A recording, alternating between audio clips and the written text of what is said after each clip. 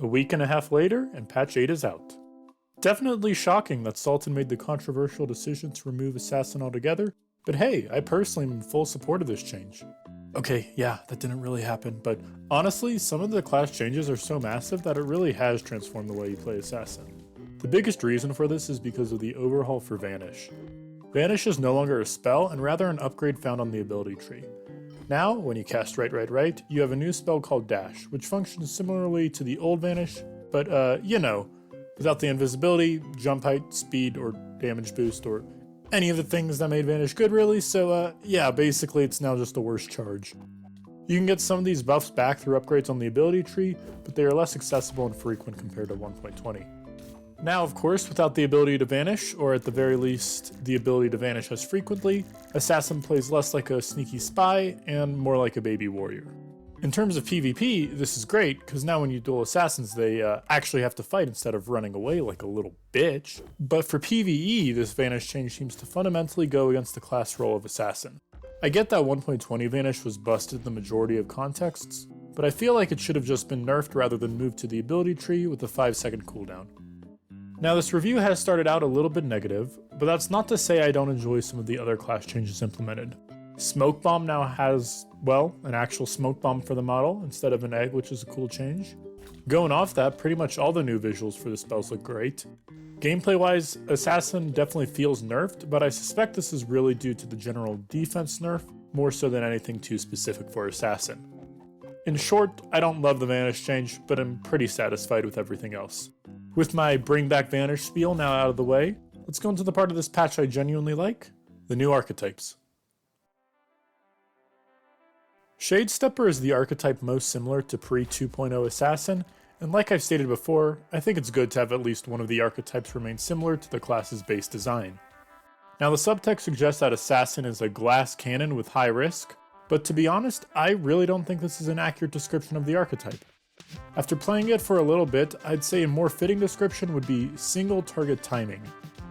The gimmick of Shadestepper is found in the ability Marked, which lets you focus specific targets and ramp up your damage similar to how Winded works on Riftwalker. This is the archetype Vanish is most intended to be used with, meaning you're supposed to stay invisible and then attack an enemy once you have the chance. I was using this archetype on a heavy melee Cataclysm meme build, and was still able to find success with this archetype, so I definitely feel like this is a very strong and viable one.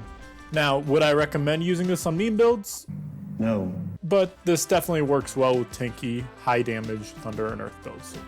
This honestly might be my favorite of the new archetypes simply because it has really great damage and complements the class's base design. Trickster is, well, yeah, Trickster is an archetype.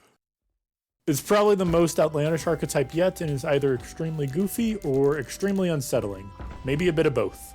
The main purpose of this archetype is to summon clones which accurately mimic your movement and spells. You can get up to 8 clones of yourself, so definitely play this one if you have a god complex like me. Since these clones do mimic your attacks, it's really great at both damage and crowd control.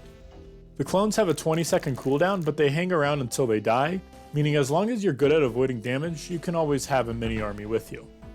Something I did notice though is while your clones mimic both your spells and melee attacks, their melee attacks do not trigger lifesteal or mana steal.